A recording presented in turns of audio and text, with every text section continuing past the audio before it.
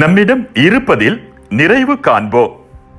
அன்பார்ந்தவர்களே, ஒரு நாள் ஒருவர் ஒரு வங்கியில் பணம் எடுத்துக்கொண்டு பணப்பெட்டியை பின்னால் மாட்டிக்கொண்டு இரு சக்கர வாகனத்தில் வேகமாக சென்றார்.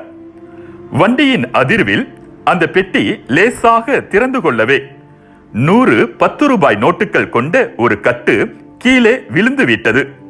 அது தெரியாமல் அந்த நபர் வண்டியை ஓட்டிக்கொண்டு சென்று விட்டார்.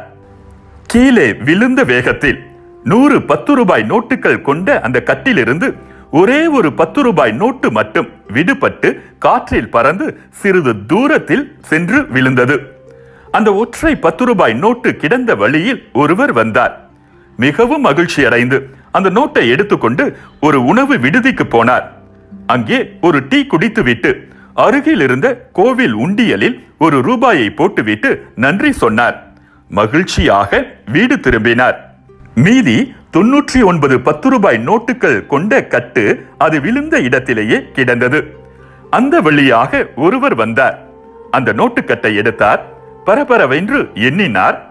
99 நோட்டுகள். மீண்டும் மீண்டும் பலமுறை எண்ணினார்.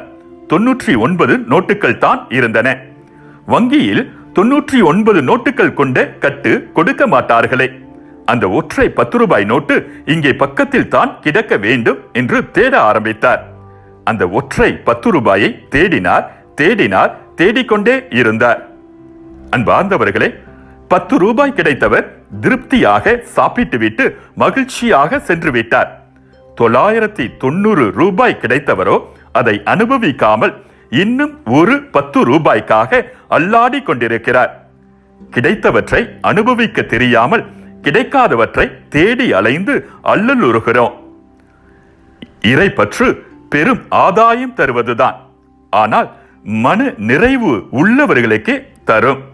உலகத்திற்கு நாம் எதையும் கொண்டு வந்ததில்லை. உலகத்தை விட்டு எதையும் கொண்டு போகவும் முடியாது. எனவே உணவும் உடையும் நமக்கு இருந்தால் அவற்றில் நாம் மன நிறைவு கொள்வோம். செல்வத்தை சேர்க்க விரும்புபவர்கள் சோதனையாகிய கண்ணியில் சிக்கிக் கொள்கிறார்கள்.